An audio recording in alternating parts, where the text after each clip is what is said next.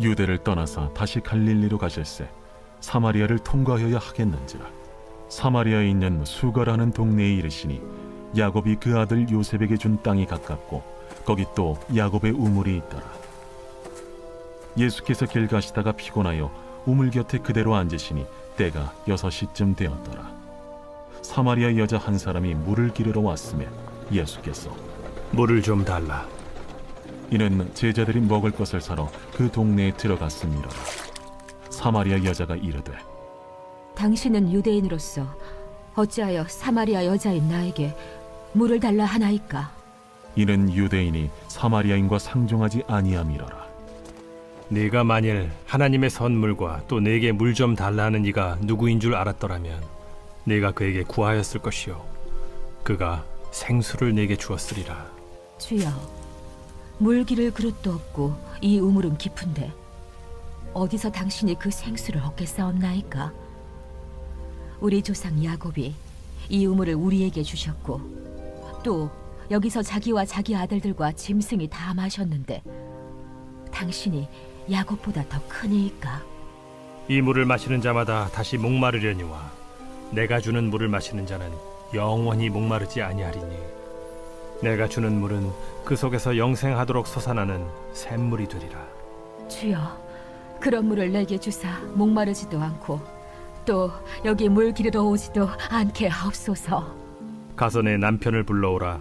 나는 남편이 없나이다. 내가 남편이 없다는 말이 옳도다.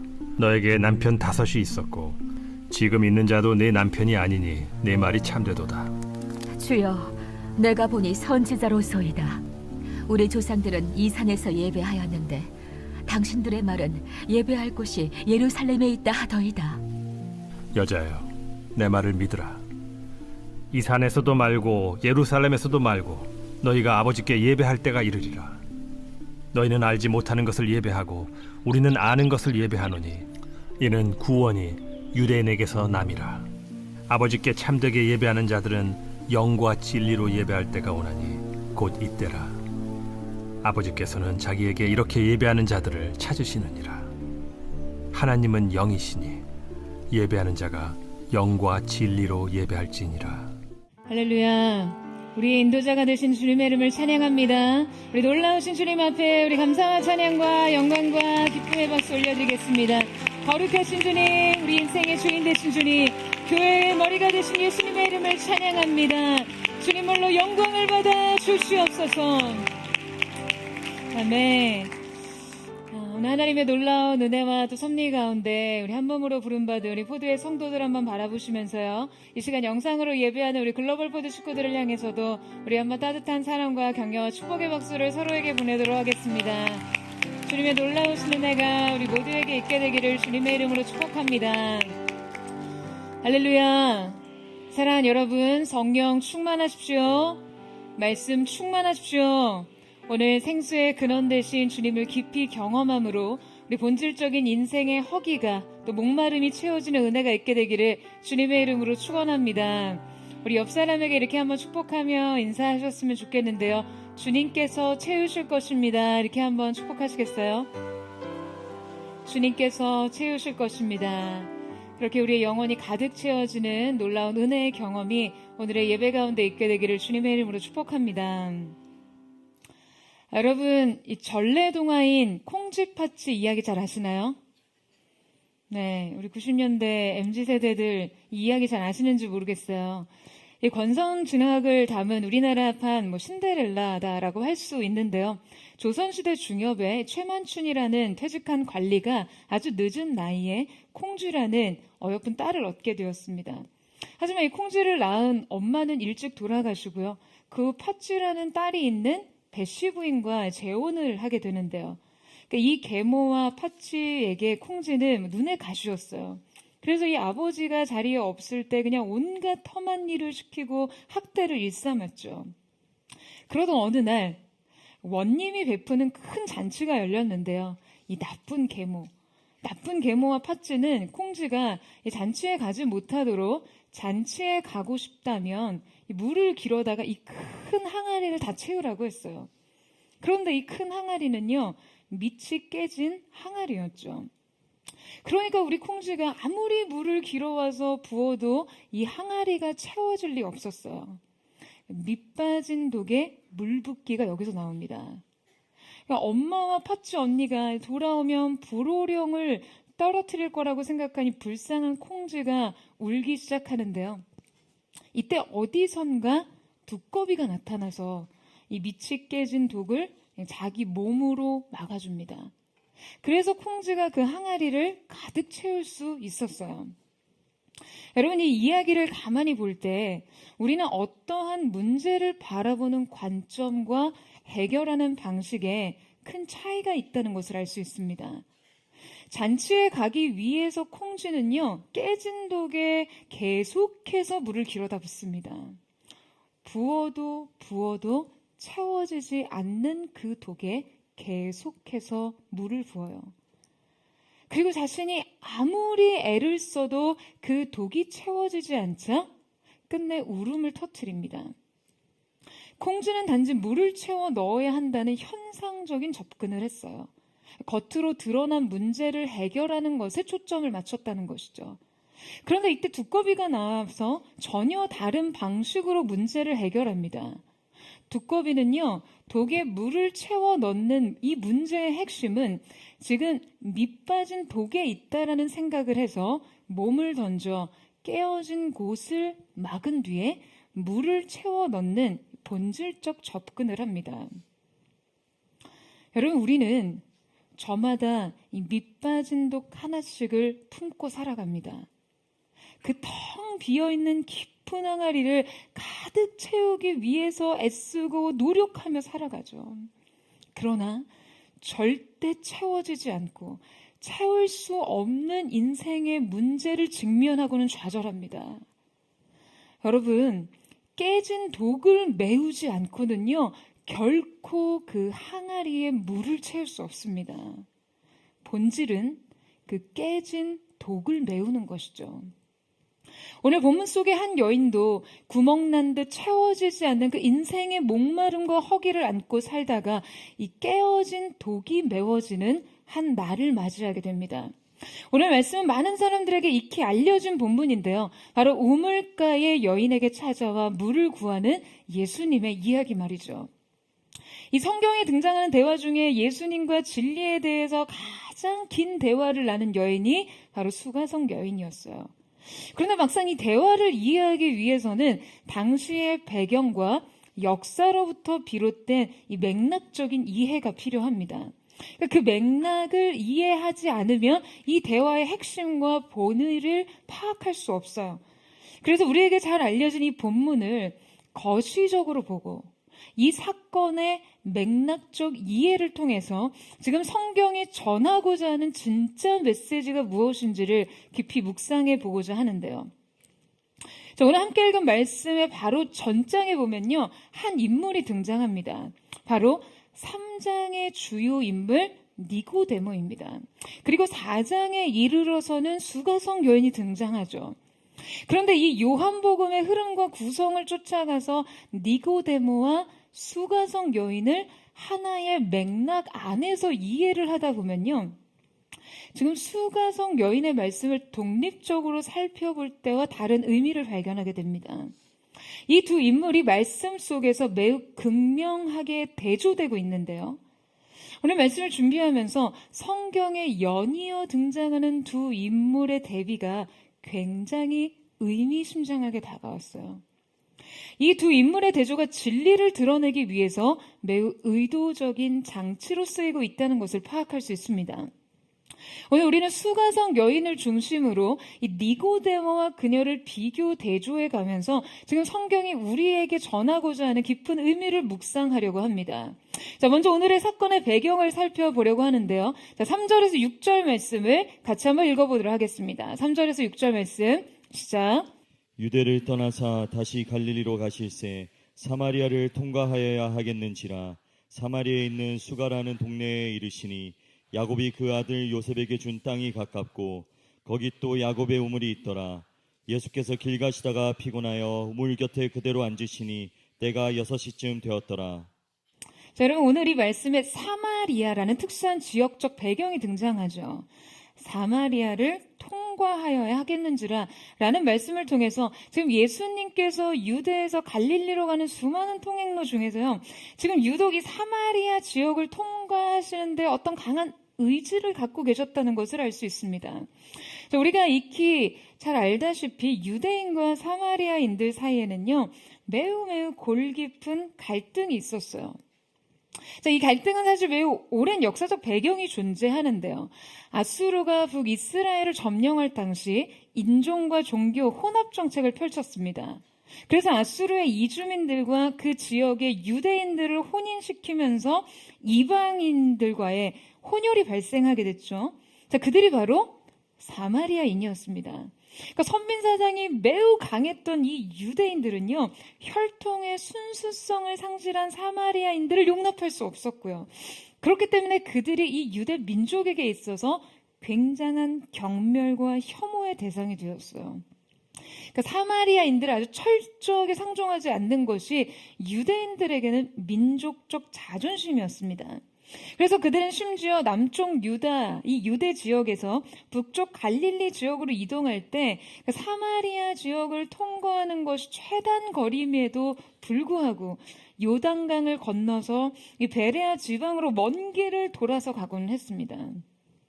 그런데 바로 이 증오와 멸시의 땅을 예수님은 매우 의지적이고 자발적으로 통과하시겠다는 거죠.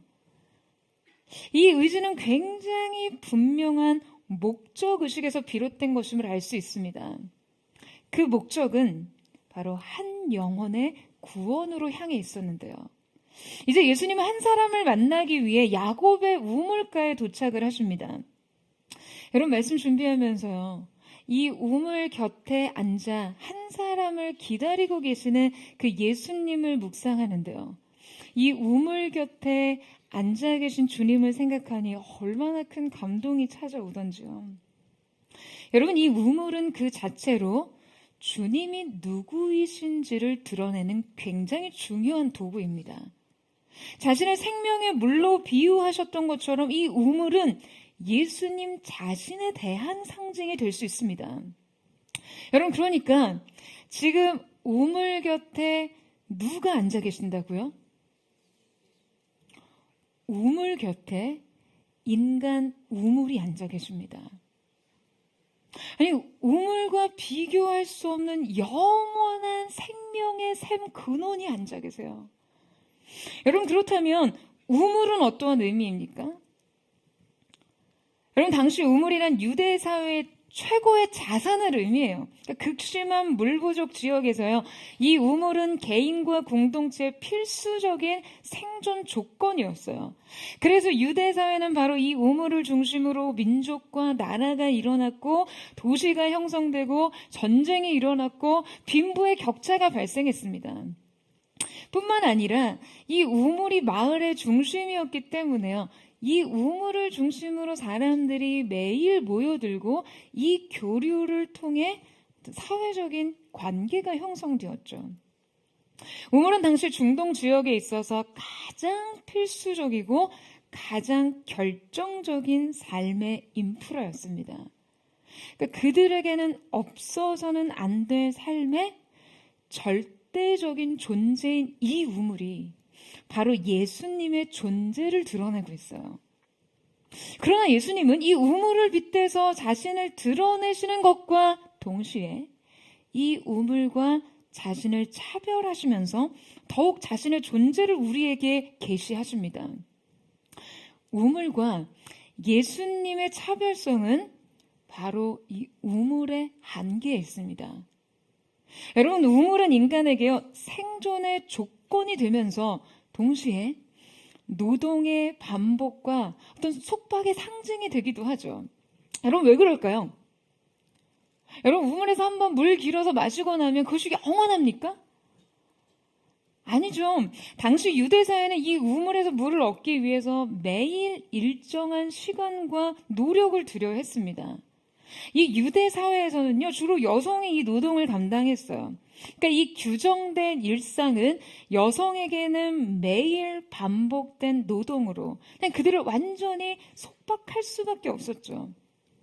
예수님께서는 이 우물의 제한성과 반복성과 거리를 두시면서 지금 이 의미의 차이를 통해 예수님이 누구이신지를 우리에게 더 명확하게 드러내고 계십니다. 바로 영원히 목마르지 않을 생명의 물이 되시는 그 생수가 되신 예수님을 계시하면서 말이에요. 여러분, 우리에게도 우리의 삶에도 각자의 우물이 있죠.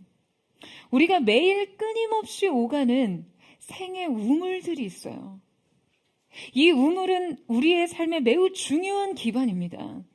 각자의 직업, 일상, 노동, 또 생존의 조건, 결실, 보상 등 이 모든 총합이 여러분 오늘날 우리의 우물입니다.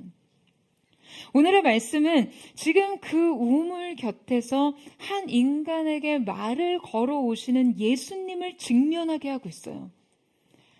우리도 동일하게 각자의 고된 일상과 그 노동의 속박, 그리고 그에 따른 피로와 한계의 상황들을 떠올리며 여러분 이 말씀을 대하신다면 우리에게 다가오시는 주님의 깊은 의도를 더 잘 이해할 수 있게 됩니다. 우물 곁에 선 이 여인의 존재가 여러분 우리와 이렇게 오버랩되면서 말이에요. 오늘 말씀 속에서 주님은 이 우물 곁에서 한 여인을 만나십니다. 이 우물에 물을 기르러 오는 여인에게 말을 건네세요. 자, 그런데 이 사건에 담겨있는 많은 의미 중에 여러분 이 장소적인 의미와 더불어서 이 시간이 주는 의미가 매우 큽니다. 자, 여러분 말씀 보시겠어요? 오늘 이 사건은 언제 발생했죠? 언제 발생했습니까? 지금 성경이 정확하게 이때가 제6시라고 기록하고 있습니다. 6시에 이 우물가에 한 여인이 등장해요. 우리가 당시 시대나 그 상황의 조건을 잘 이해한다면요. 지금 여러분 이 여인의 등장이 얼마나 의아한 상황인지 알 수 있습니다. 6시는 유대인들의 시간 셈법으로 따지면요. 정오를 의미합니다. 그러니까 유대인들은 하루 해가 떠오르는 시간을 기준으로 12시간을 나누는데요. 자, 그러니까 해가 뜨고 나서 6시간이 지난 후가 지금 이 시점이라는 거죠. 이때는 태양이 가장 높이 솟아 있고요. 해 뜬 시점 이후로 이 열기가 가장 뜨거운 절정의 때입니다. 그러니까 그때 여인이 우물에 물을 기르러 온다는 것은요. 너무나 어리석은 행동이에요. 제가 이스라엘 아울리치에 가서 이 오후에 광야에 나가서 예배를 드린 적이 있었는데요. 태양이 머리 위로 내리쬐는데 정확히 정수리를 중심으로 두피가 홍해처럼 갈라지는 느낌이 들더라고요. 엄청난 탈모의 위협을 사막 한가운데서 정말 몸소 느끼고 돌아왔어요. 찬양을 드리는데요. 정말 하늘에서 성령의 세례가 내리는 그런 느낌이 들기 전에 먼저 이 강력한 태양열 세례가 임하는데요. 와, 여러분 이 열기가 얼마나 자극적인지 그냥 하늘에서 바늘 같은 게 내려와서 막 머리에 수십 개의 바늘이 꽂히는 듯한 통증이 있는 거예요. 못 믿으시겠어요? 근데 여러분 정말 다 그 광야의 탈모를 조심해야 된다고 다 모자를 쓰게 합니다. 그만큼 이 지역의 태양은요 너무나 치명적이어서 이 지역 사람들은 정오부터 2시의 시간까지는요 일체 외부 활동을 자제합니다.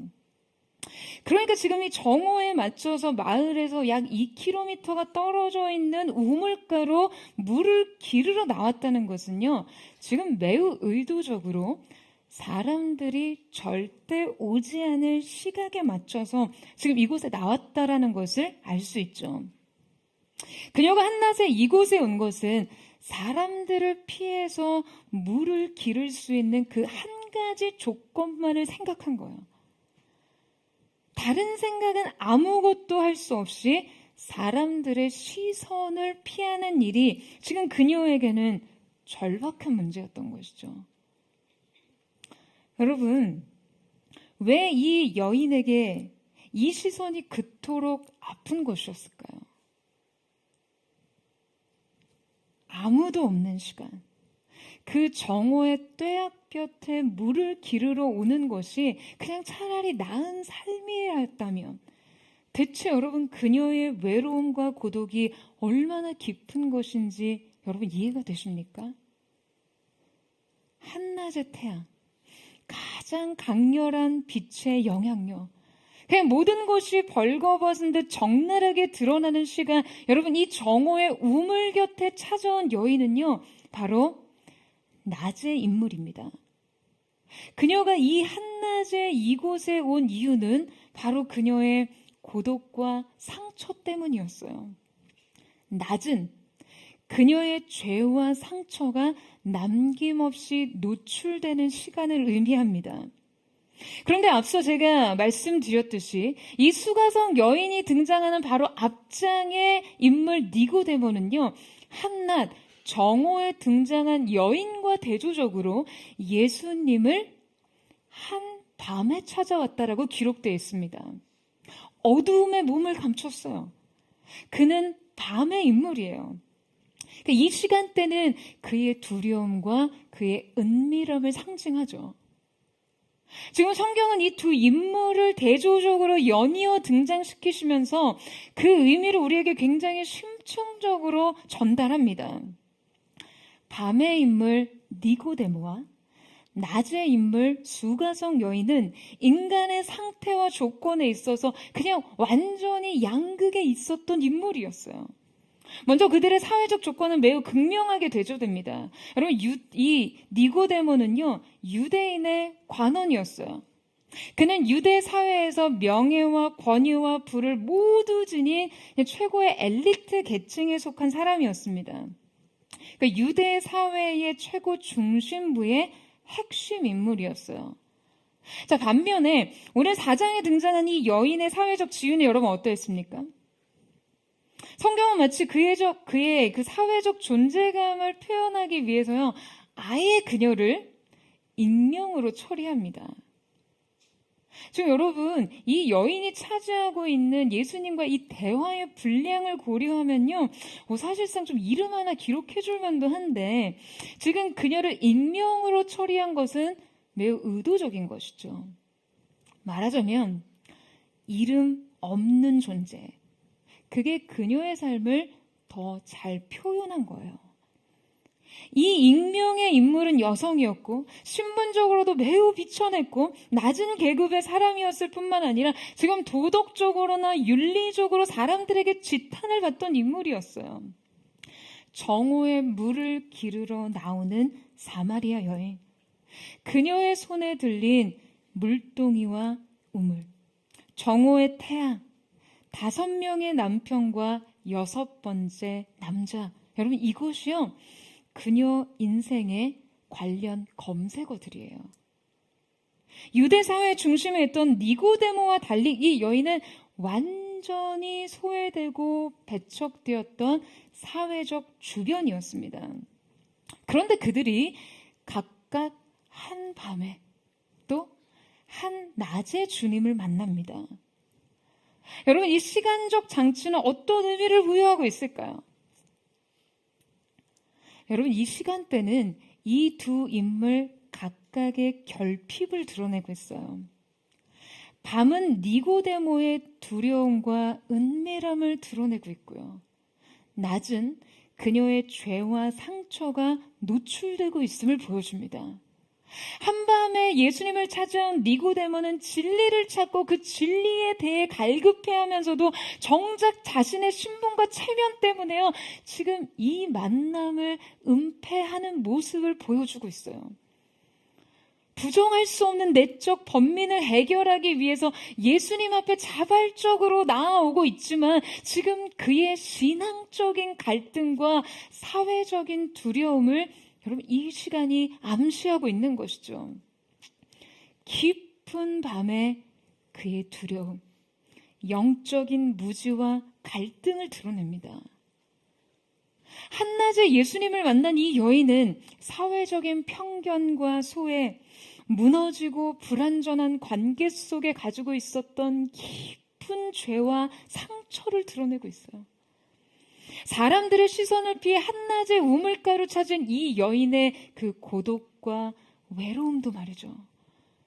한 사람은 외적으로는 완전했지만 내적으로는 지독한 결핍이 있었고, 한 사람은 외적으로 파괴됐지만 내적으로는 갈망을 갖고 있었습니다. 완벽한 지식과 열심 속에서, 그 열심 속에서도 생명의 결핍이 있었고, 파괴적인 관계와 고립 속에서도 내적인 갈망이 있었어요. 니고데모에게는 그 많은 종교적 지식과 도덕적인 행위에도 채워지지 않는 존재적인 허기와 방황이 있었고, 한 여인에겐 더 이상 버려지지 않고 누군가에게 수용되고 싶은 강렬한 목마름과 갈망이 있었습니다. 진정한 존재의 발견, 또 진정한 사랑과 행복에 대한 그 목마름 말이에요. 여러분, 성경은 이 극단의 두 인물을 통해 한 낮에도 한 밤에도 도무지 피할 길 없는 인간의 실존을 드러내고 있는 것입니다. 여러분, 이 두 인물은요, 인간의 조건과 상태를 지금 양극단에서 표현하고 있어요. 니고데모와 익명의 여인 말이죠. 이스라엘의 선생보다 더 높은 신분은 없었고, 지금 가늠하고 버려진 사마리아 여인보다 더 낮은 신분도 없습니다. 그런데 지금 놀랍게도 이 두 계층의 인간, 도덕적, 사회적, 종교적으로 모든 것을 갖춘 인물과 그냥 아무것도 가질 수 없는 그 인물, 아니 그냥 모든 관계에서 버려지고 모든 자격을 박탈당하고 이름마저도 지워진 인물을, 여러분 지금 복음은요 같은 지평 위에 올려뒀습니다. 무엇을 가졌든 무엇을 가지지 않든 어떠한 지위든 행위든 자격이든 복음 앞에 인간은 동일한 조건이라는 거예요. 여러분, 이것이 복음의 놀라운 인간 해석입니다. 그러니까 여러분, 우리 모두는요 지금 이 두 인물, 니고데모와 수가성 여인 사이 어딘가에 존재합니다. 외적인 완벽함을 추구하면서도 내적으로는 결핍되어 있고, 그냥 겉은 번지르르 해도 속은 굶어 터지고 있는 것이죠. 아니면 그냥 외적으로도 모든 게 무너진 상태이던가요. 스스로 가지고 있는 조건을 자랑하고 긍지를 느끼던지, 죄책감과 수치심에 홀로 고립되던지, 여러분 누구도 완전하지 않습니다. 그냥 모두 그저 죄인이에요. 모두 그저 은혜 앞에 서야 합니다. 여러분 아멘이세요? 성경이 오늘 우리에게 하고자 하는 말씀이 바로 이것입니다. 인간의 피할 수 없는 실존. 너희가 무엇을 자랑 삼아 살든 무엇을 수치로 느끼든 은혜의 조건 안에서는 모두가 다 똑같다. 그저 인간일 뿐이다. 그저 죄인일 뿐이다. 여러분 이것을 인정하실 수 있으세요? 여러분 이것을 인정하십니까? 니고데모의 종교적인 완벽함이나 지금 이 수가성 여인의 도덕적 실패 모두 구원의 조건이 될 수 없다는 거예요. 은혜는 인간의 모든 조건을 초월하고 구원은 오직 믿음으로만 주어질 수 있습니다. 여러분 이 사실을 믿으세요? 여러분 오늘 우리에게 건네시는 주님의 말씀 또한 분명합니다. 내가 어떠한 조건의 삶을 살았든, 내가 어떠한 존재로 인정을 받았든, 내가 어떠한 행위로 너의 자신을 증명했든, 너에게는 나의 은혜가 필요하다. 사람이 뭐라고 하든, 너의 위상이 어떠하든, 내가 어떠한 존경을 얻고 어떠한 지위를 누리든 너에겐 내가 필요하다. 내 부모가 너를 버리고, 내 남편이 너를 배신했고 내 이름은 지워지고 내 존재는 잊혀졌다 해도 너에게는 내가 필요하다. 여러분, 오늘 이 예배 자리에 나온 여러분에게 주님께서 하시는 말씀도 동일합니다. 여러분, 이 음성에 아멘 하시기를 축복합니다. 그리고 인정하세요. 네, 주님. 저에게는 주님이 필요합니다. 철저하게 주님의 은혜가 필요한 존재입니다. 주님이 아니고서는 살 수 없는 존재입니다. 은혜가 아니고서는 설 수 없는 존재입니다. 오늘 여러분과 나누고 싶은 짧은 클립이 있는데요. 우리 잠시 함께 보도록 하겠습니다. What's the bravest thing you've ever said? Help. Asking for help isn't giving up. It's refusing to give up. 여러분, 굉장히 짧은 클립이지만 저는 오늘 우리에게 바로 이 용기가 필요하다고 생각합니다. 우리의 인생이 주님 앞에 드릴 수 있는 가장 용감한 말은요. 주님, 도와주세요. 여러분, 이 용기는 나 자신을 알고 또 주님을 알 때 가능한 것입니다. 여러분, 오늘 우리에게는 그 용기가 필요해요. 삶을 포기하지 않고 고백할 수 있어야 합니다. 주님, 저를 도와주세요. 저에게는 주님이 필요합니다. 여러분, 오늘 이 고백을 주님 앞에 드릴 수 있는 은혜가 있기를 축복합니다. 여러분, 그러면 좋으신 주님이 우리의 구원이 되어 주실 것입니다. 이 믿음의 용기, 주님, 저를 도와주십시오. 오늘 이 인생의 고백을 주님 앞에 드릴 수 있는 저와 여러분 되시기를 주님의 이름으로 축원합니다. 이제 복음이 이 다양한 선상의 인간을 동일한 지평 위에 올려두면서 은혜의 조건을 제시하고 있음을 함께 살펴보고자 하는데요.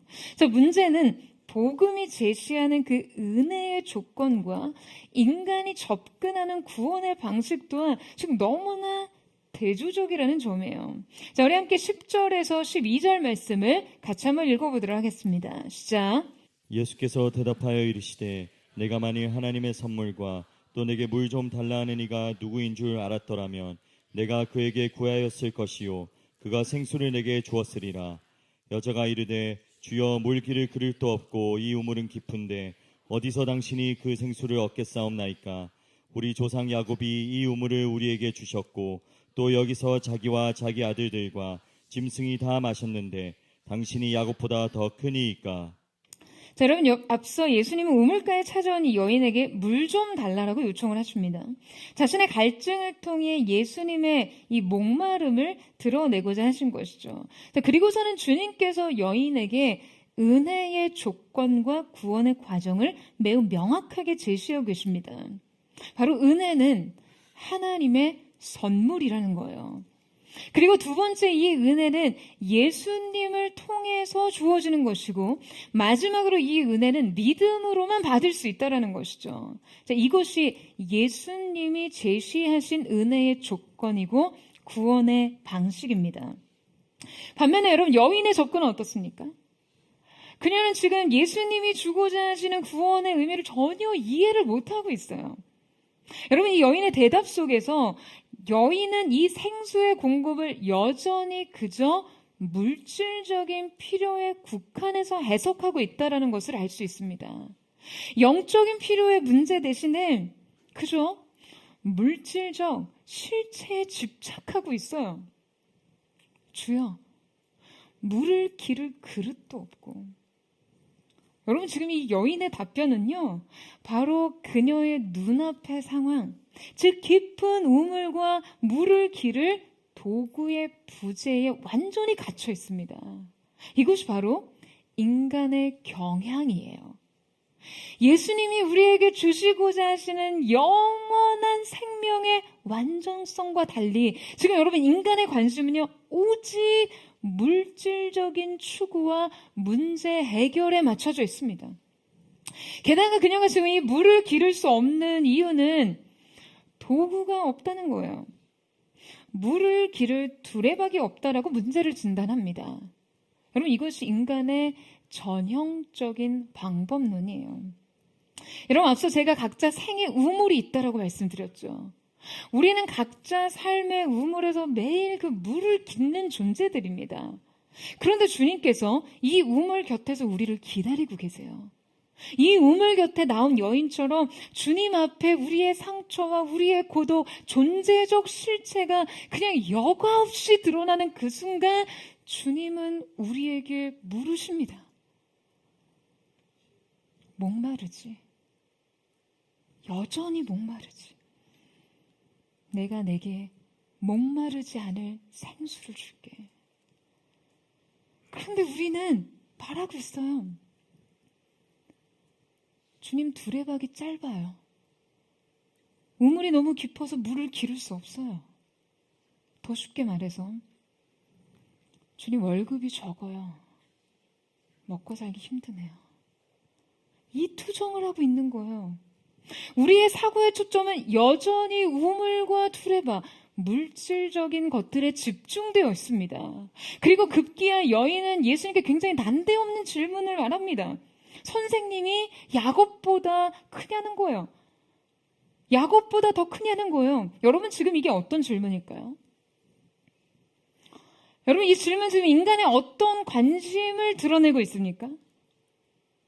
자, 앞서 말씀드렸듯이 우물은요, 인간의 생존 조건을 상징하죠. 사람들은 이 우물을 소유하고자 인생을 겁니다.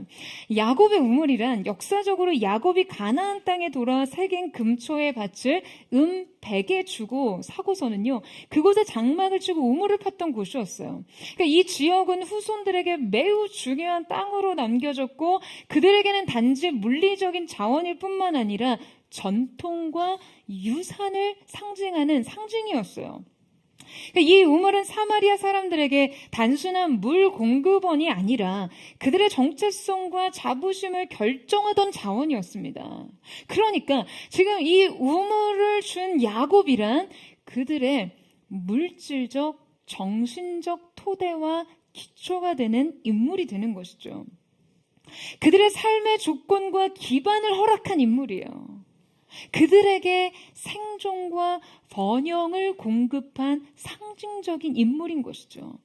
자, 그러니까 지금 여인이 예수님께 당신이 야곱보다 더 크신 분이십니까? 하는 질문은요, 바로 당신이 야곱처럼 우리의 물질적인 필요를 채울 수 있는 존재로서 자신을 증명할 수 있냐라는 거예요.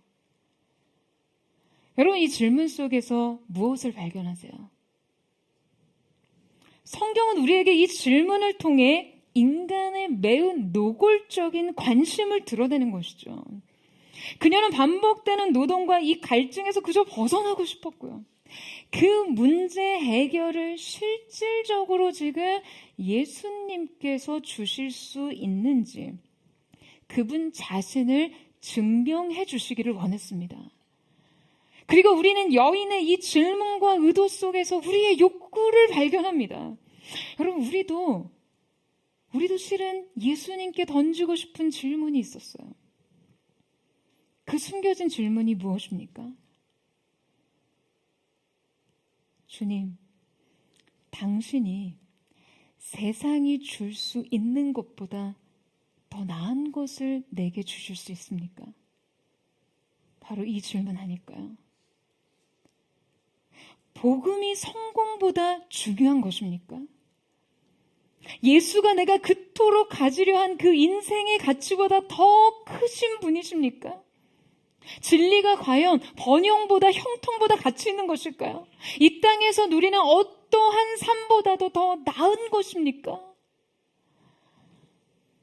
여러분, 우리도 매일 살아가는 우리의 삶 속에서 이 실제적인 질문에 봉착하죠. 예수가 나보다 더 중요합니까? 사명이 성공보다 더 중요합니까? 순종이 실적보다 중요해요? 예배가 지금 이 시험보다, 이 계약 성사보다, 심지어 이번 주 소개팅, 이 데이트보다 중요합니까? 섬김이 돈 되는 일보다 더 중요한가요? 헌신이 내 여가보다 중요하냐고요? 내 웰빙보다도요. 여러분은 어떠신가요? 여러분에게 무엇이 중요합니까? 우리는 오늘 우리의 이 관심과 질문을 직면해 볼 필요가 있습니다. 여러분, 예수님께서 지금 이 질문에 대한 그분의 답변은 무엇이었죠? 어떠한 답변을 주십니까? 자, 13절에서 14절 보시겠어요?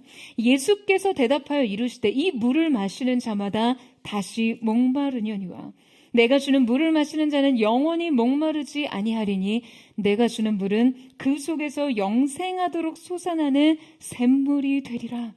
할렐루야. 여러분, 주님은 우리의 인생의 근본적인 결핍의 문제를 건들고 계십니다. 이 우물에서 길어 올린 물로는 반드시 다시 너를 목마르게 할 거다라는 거예요. 우리가 추구하는 생의 우물에서 물을 길어 올린다 한들 그것이 우리에게 결코 지속적인 만족을 줄 수 없다라는 것을 인정하라고 하시는 거죠. 내가 그토록 집착하는 그 성공, 번영, 관계, 그 행복, 그 모든 것은 너에게 또 새로운 갈증을 일으킬 뿐이야. 결코 너를 만족시킬 수 없어. 새로운 속박으로 너를 이끌 뿐이야. 노동의 반복, 결핍의 반복, 갈증의 반복. 여러분, 우리는 결국 우리의 생의 우물에서 매일 물을 길어야겠지만 동시에 이 우물의 한계를 인정하고 직면해야 합니다. 이 성공과 이 번영이, 이 세상 즐거움이, 이 관계와 행복이요, 결코 나를 완전히 만족시킬 수 없다는 사실 그 자체를 말이에요. 우리에겐 영원한 만족을 주는 생수가 필요하다는 사실을 인정해야만 합니다.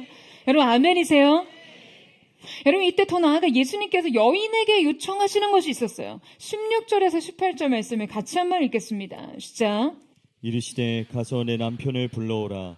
여자가 대답하여 이르되 나는 남편이 없나이다. 예수께서 이르시되 내가 남편이 없다 하는 말이 옳도다. 너에게 남편 5이 있었고 지금 있는 자도 내 남편이 아니니 내 말이 참되도다. 자, 여러분, 여인은 예수님의 이 남편을 불러오라는 요구에 저에게는 남편이 없습니다 라고 자신의 상황을 이렇게 간략하게 덮으려고 했어요. 자신의 파괴된 삶, 깨어진 관계의 문제를 그저 감추려는 것이죠. 그러나 주님 말씀하십니다. 너에게 5명의 남편이 있고 지금 있는 자도 내 남편이 아니니 내 말이 참되도다. 여러분, 이거 웬 말입니까? 여러분, 지금 예수님이요 이 여인에게 팩폭을 하고 계세요. 지금 사마리아 여인의 과거는 너무나 충격적입니다. 5번의 이혼 경력을 갖고 있던 이 여인은 더욱이 현재는 혼인 외 관계와 동거를 하고 있는 상황인 것이죠. 그렇다면 5번의 이혼 경력은 당시 시대적 정황가로는 과연 어떤 과거를 말해주고 있나요? 당시 사회적 관습과 율법에 따르면요, 여러분, 이 이혼의 처리 과정은 결코 여성의 몫이 아니었습니다. 그러니까 쉽게 말해서 이유가 어쨌든 간에 5번의 이혼은 5번의 새로운 사랑에 대한 어떠한 여인의 주도적인 선택이었다라기보다는 5번의 버림받음을 의미해요. 당시 이혼은요, 남성의 결정에 의해서 가능한 것이었거든요. 여인이 결코 능동적으로 이혼을 요구할 수는 없습니다. 여인에게 심각한 어떤 결격 사유가 있을 경우 남성은 이혼 증서를 써서 줄 수 있었어요. 이혼을 주도했습니다. 그리고 이혼 후에도 새로운 결혼 생활을 계속해서 시도해야 하는 이유도 경제적인 생산 주체 자체가 남성에게 있었기 때문에 여성이 생존을 하기 위해서는 남편에게 의존할 수밖에 없었어요. 그러니까 그야말로 사회적 극빈자인 과부로 살던가 남편에게 의존해서 먹고 살려면 재혼을 해야 하는 상황인 것이죠. 아마도 이 여인은 자신의 계속된 실패와 상처 속에서도 새로운 사랑에 대한 소망과 기대감이 있었던 것 같아요. 그럼 너무나 애처로운 갈망이죠. 새로운 남자에게 종속되기를 원하는 심리적인 의존도가 굉장히 높은 여성이었거나 혹은 혹자들이 추측하는 대로 그야말로 성적으로 매우 문란한 여성일 확률도 있어요. 어떠한 동기였던지 간에 5번의 이혼과 6번의 동거를 택한 이 여인의 삶은 지금 당시 사회에서는 간음죄에 해당했고요. 엄청난 경멸의 대상이 될 수밖에 없었습니다. 그런데 지금 예수님께서 이 여인의 과거와 실패와 상처를 매우 신랄하게 꼬집고 계신 거예요. 더욱이 지금 예수님께서 어떤 말씀을 하고 계세요? 지금 있는 자도 내 남편이 아니다. 여러분이라면 어떤 감정이 드시겠어요? 그러니까 여러분, 여인은요, 지금 6번의 사랑에서 모두 실패했다는 거예요. 그러니까 앞서 살펴봤듯이 이 여인이 우물가에 나갔던 시각이 여러분 몇 시였죠? 몇 시였어요? 제 6시였어요. 여인이 과거로부터 지금까지 실패한 사랑의 횟수가 몇 번이었다고요? 6번의 사랑에서도 그녀는 실패했습니다. 여러분, 이 6이라는 숫자는 우리가 익히 알고 있는 대로 이 히브리 숫자 6, 성경에서 무엇을 상징하나요?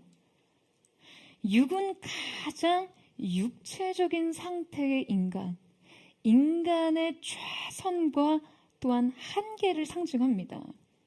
제6시에 이 우물가에 나왔던 이 여인은 이 여인의 인생에 있어서 여러분 어떠한 임계점에 이르러 있음을 상징하고 있어요.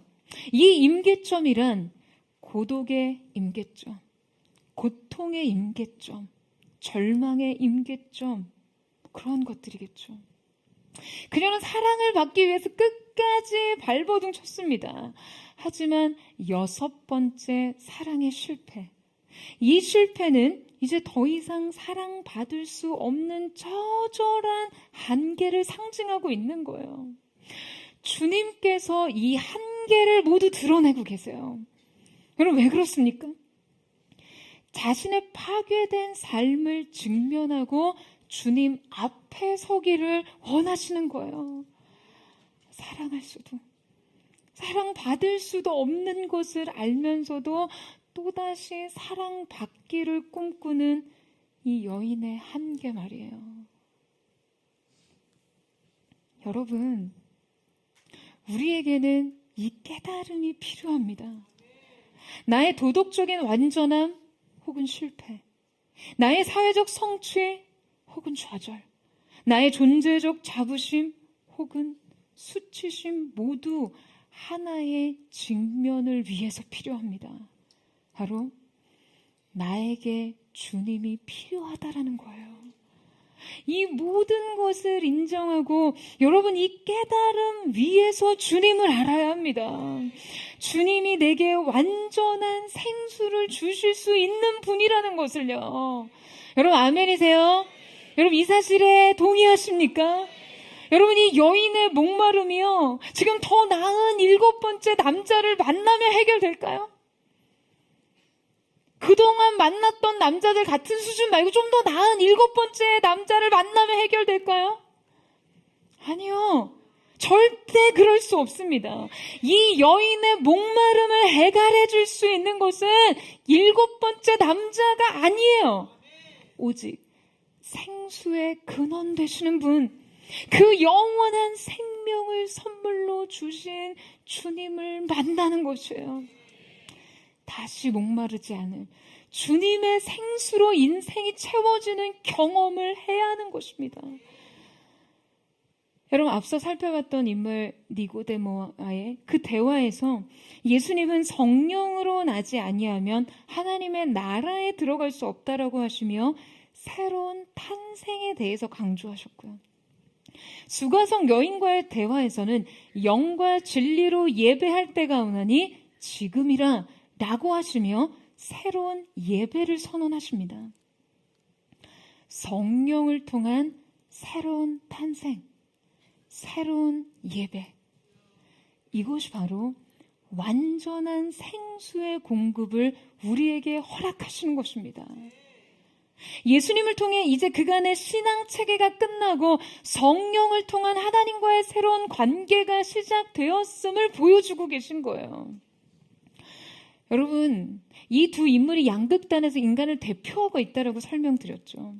두 사람은요, 주님을 만난 후에도 너무나 다른 모습으로 자신의 성장과 변화를 이뤄나갑니다.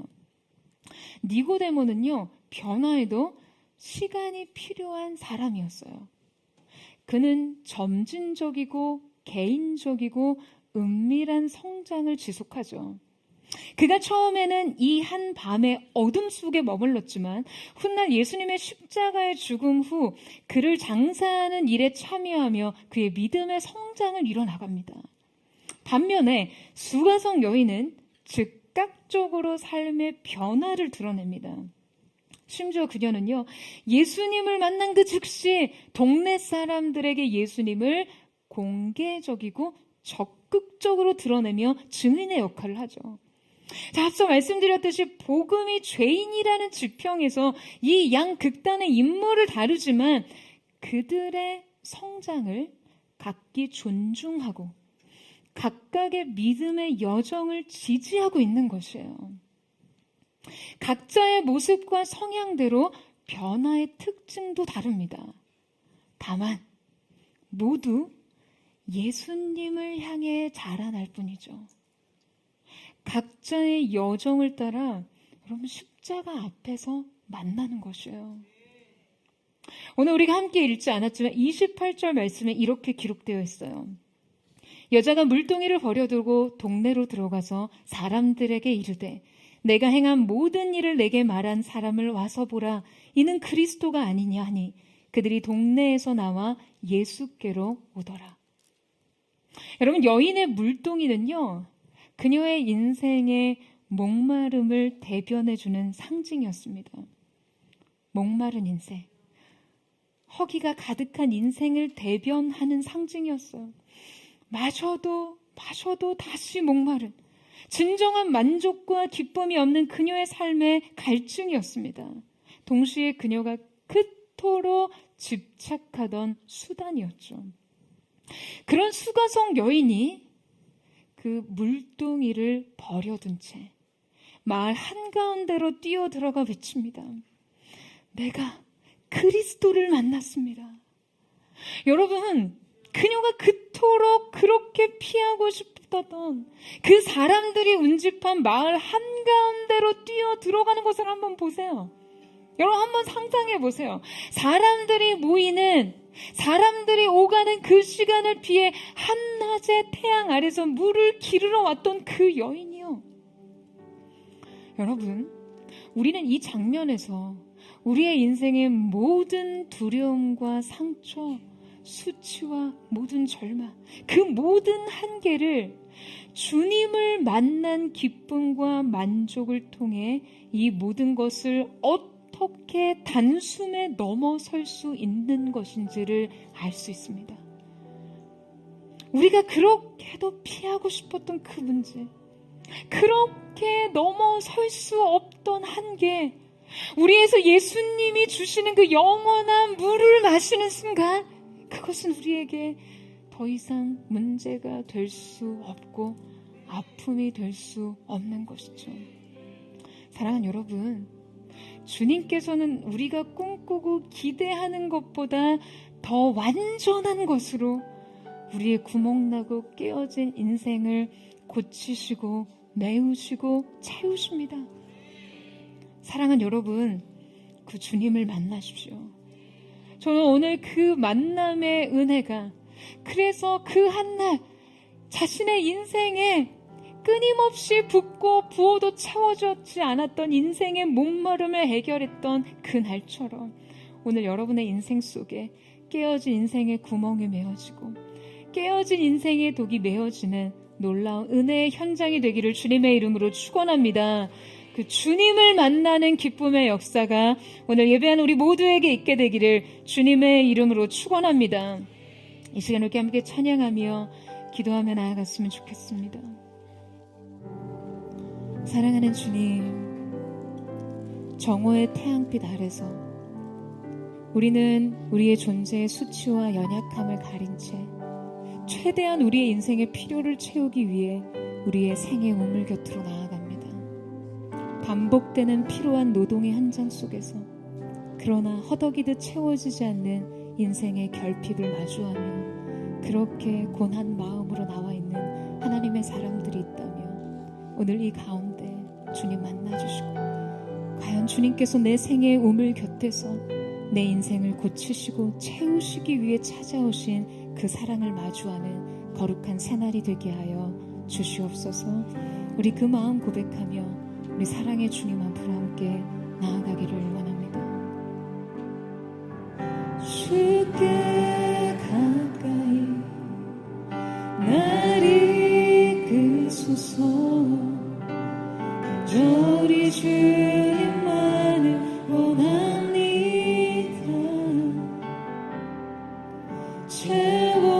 채워주소서. 주의 사랑을 진정한 찬양 드릴 수 있도록 주께 가까이 날 이끄소서. 간절히 주님만을 원합니다. 채워주소서. 주의 사랑을 진정한 찬양 드릴 수 있도록 나는 나의 영혼 주를 부르니 나의 마음 맞춰 주소서. 주님만을 원합니다. 더 원합니다. 나의 마음 맞춰 주소서. 주께 가까이 날 이끄소서. 주께 가까이 날 이끄소서. 간절히 주님만을 원합니다. 채워주소서. 채워주소서. 주의 사랑을 진정한 찬양 드릴 수 있도록 나는 나의 영혼 주를 부르니 나의 마음 맞춰 주소서.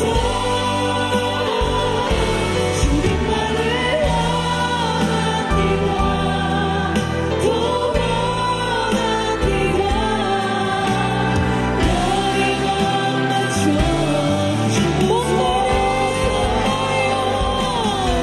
우리가 주님을 바라보며 기도합니다. 주님 오셔서 우리를 세우소서. 나의 마음 맞춰 주소서. 주님만을 원합니다. 더 원합니다. 나의 마음 생명을 그나가신 주님을 원하며 나의 영혼 주를 부르니 나의 마음 주소서.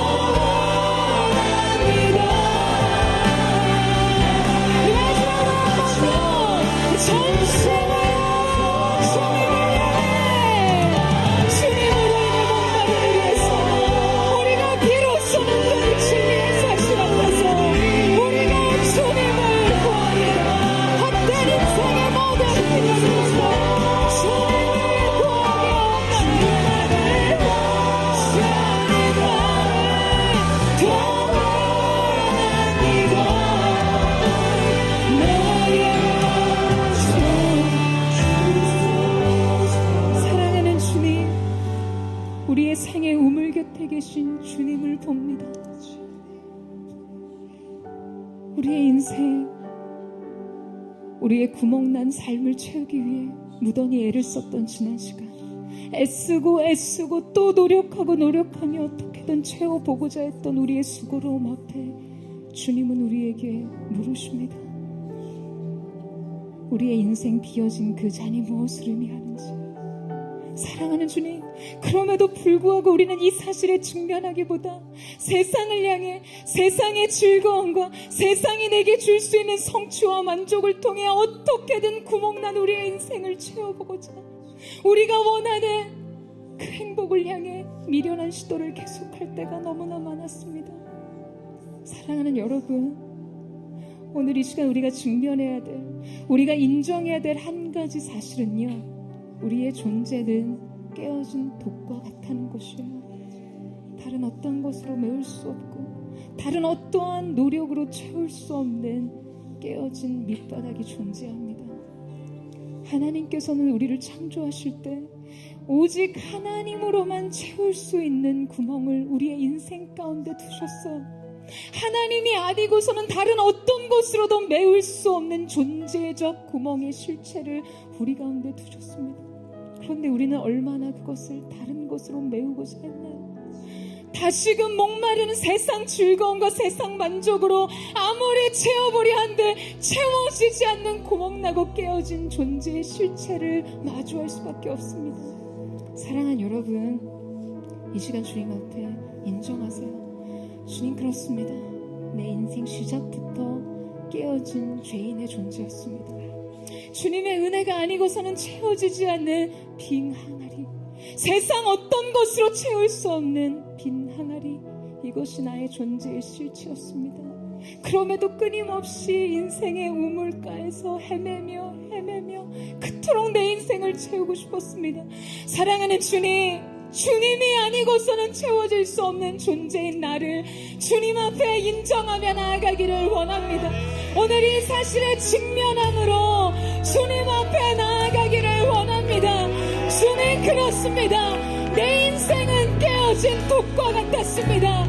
채워질 수 없는 인생의 빈 항아리와 같았습니다.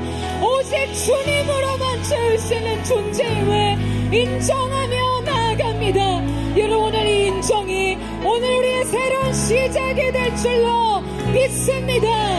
주님 앞으로 나아가세요.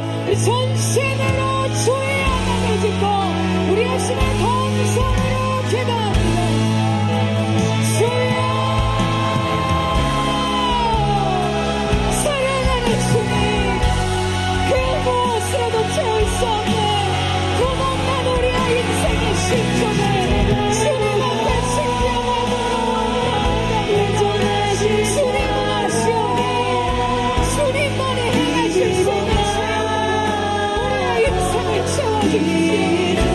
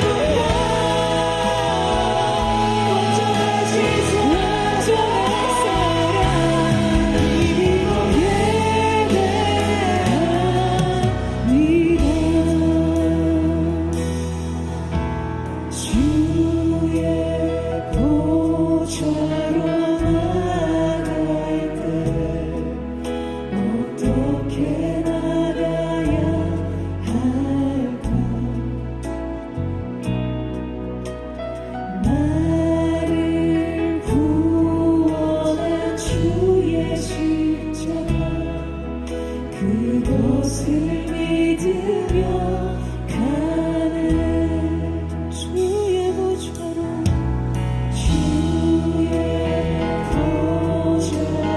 나가갈 때 나 여전히 부족하다 나를 품으신 주의 그 사랑 그것을 믿으며 주님 앞에 인정합니다. 자격 없는 내 힘이 아닌 내 힘이 아닌 오직 예수님의 보혈로 자격 없는 내 힘이 아닌 오직 예수님의 보혈로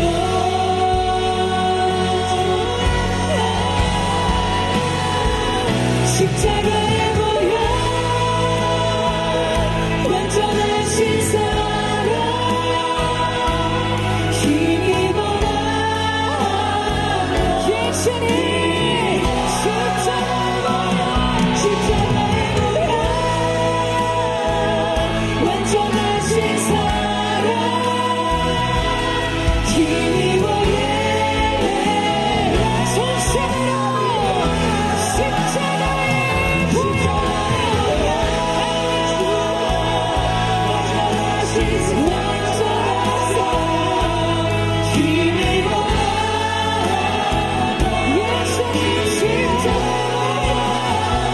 십자가의 보혈 완전하신 사랑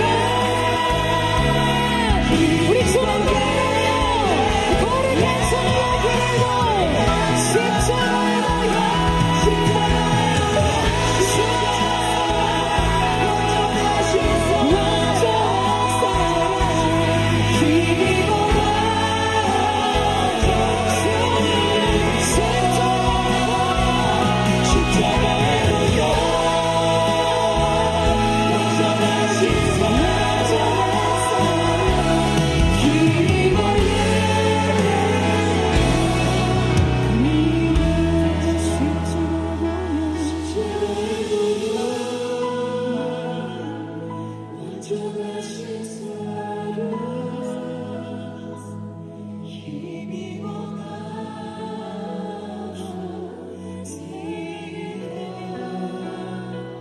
십자가의 보혈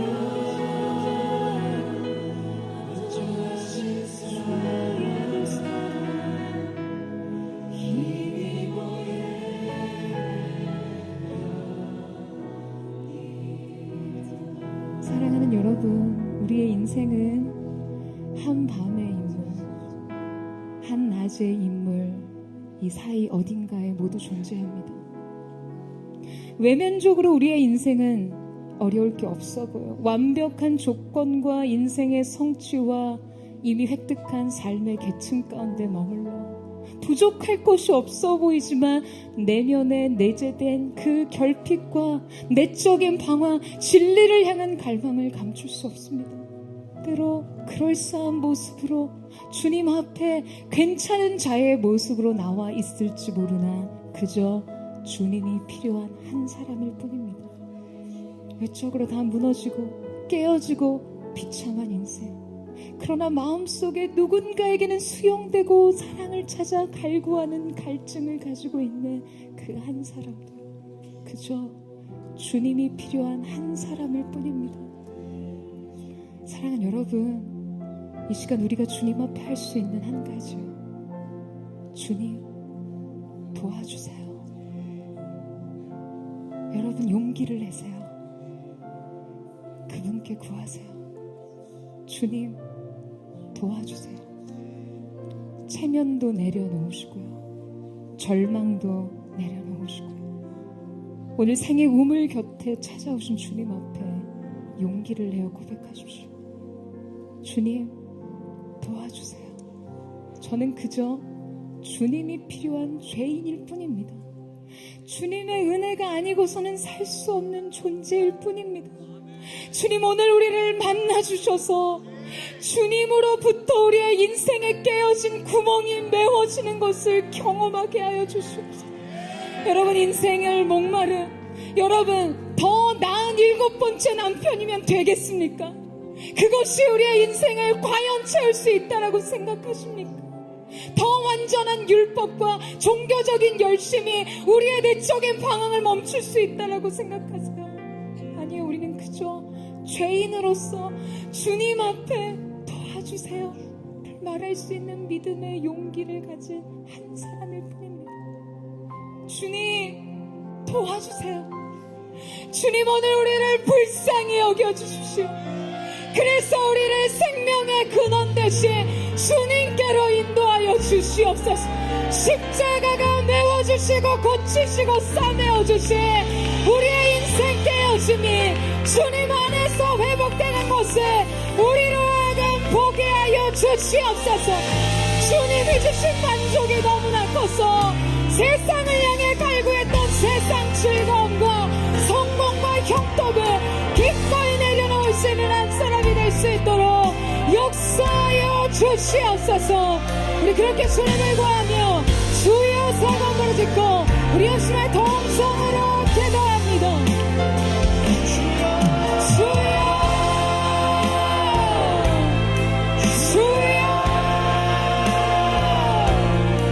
주여.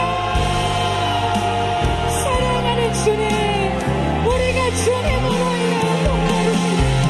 우리의 구멍난 인생 채워도 채워지지 않는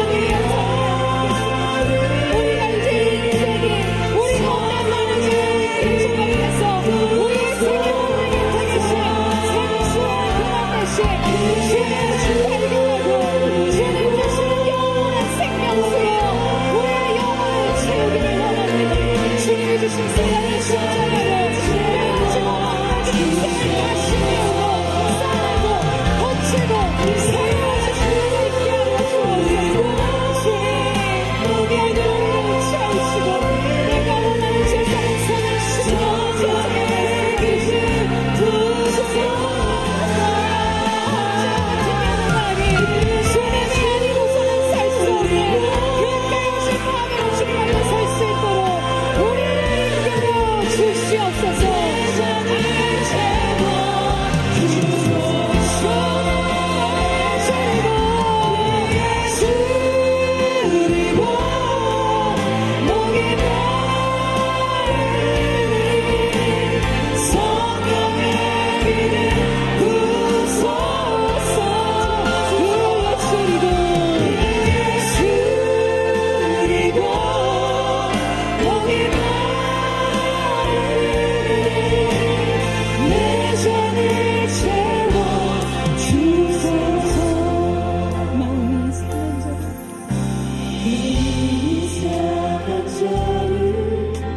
고치시는 주님, 하늘의 아버지, 날 주관하소서.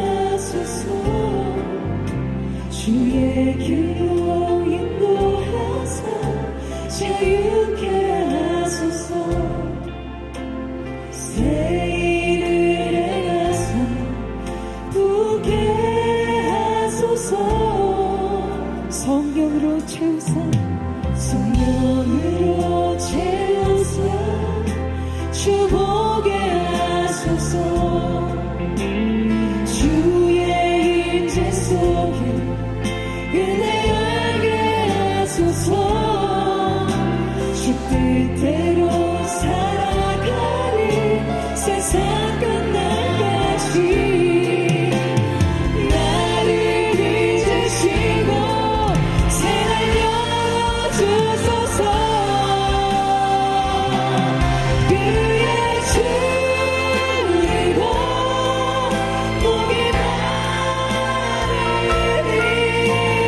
성령의 이름 부소서.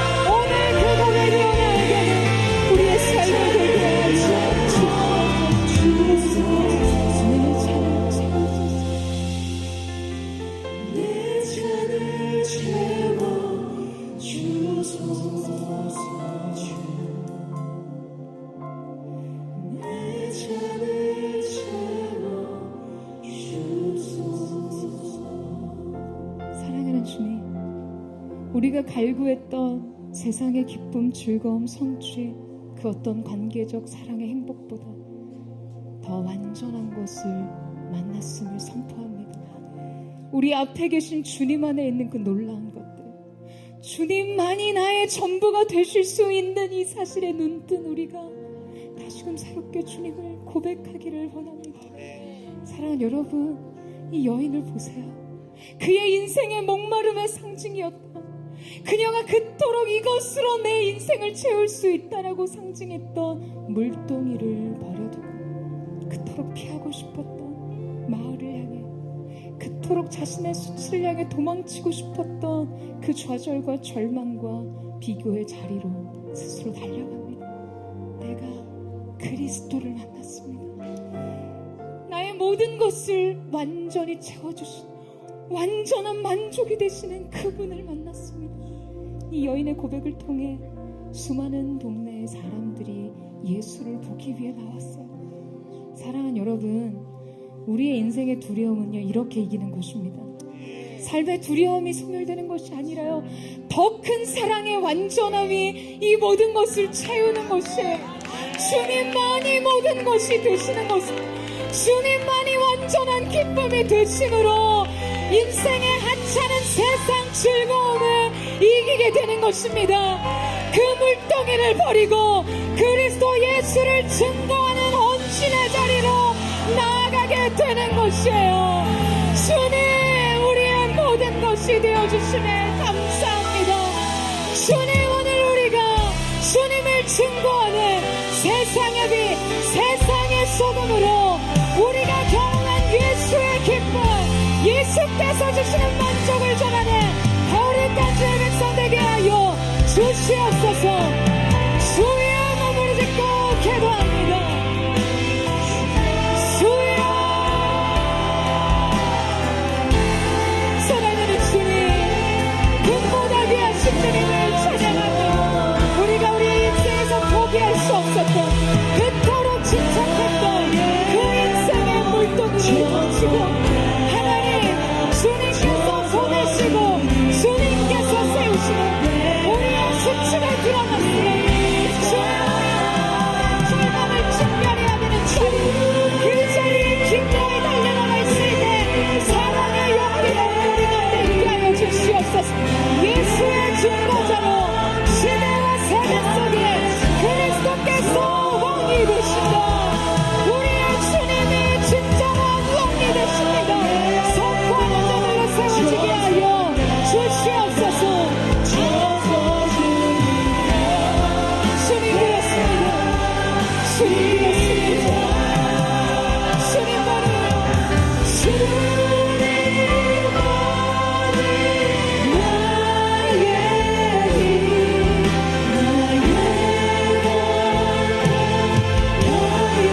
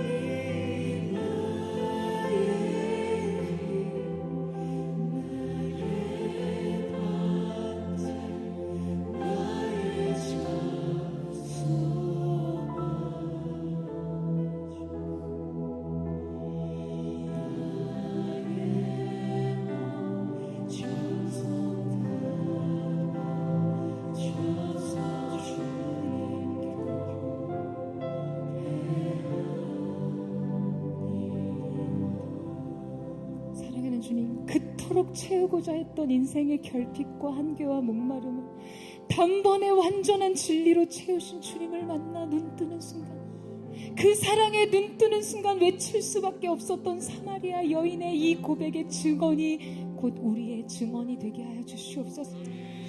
내가 그 그리스도를 만났습니다. 내가 그 그리스도를 만났습니다. 그분이 진정한 왕이요 구원자가 되십니다. 여러분이 고백할 이 시대와 세대와 나라와 민족과 열방 가운데 할 수 있는 예수의 증거자들이 되기를 주님의 이름으로 축원합니다. 이 시간 우리가 마지막으로 한 번 더 기도하며 나아갈 때, 사랑하는 주님, 우리의 조국 대한민국을 기억하여 주시옵소서. 이 나라의 주인은 주님이 되십니다. 깨어지고 분열된 이 나라의 고통을 주님 모시고, 주님 기도하지 않았던 우리의 죄악을 회개하며 나아가오니, 주님 우리가 주 앞에 경배할 때 이 땅을 고치시고 주님의 통치를 선포하게 하여 주시옵소서.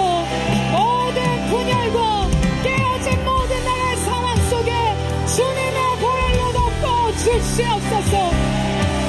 모든 정사와 권세와 어둠의 세상 주관자들과 악의 영들, 이 나라와 민족 배후에서 역사한 더러운 악한 영들아, 예수님의 이름으로 명하노니 모든 분열을 조장하는 영 떠나갈지어다.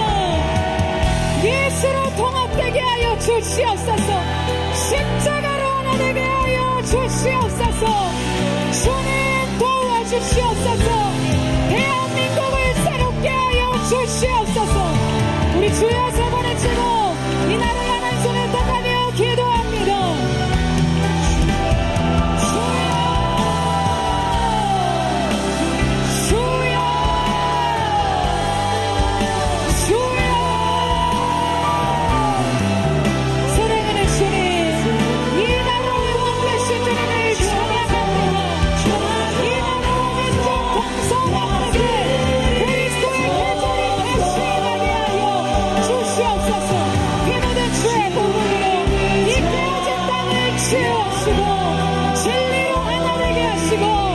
십자가로 세워지게 하여 주옵소서.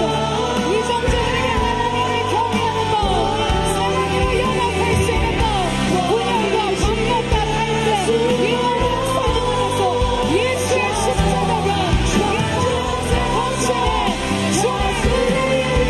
주옵소서. 주옵소서. 주님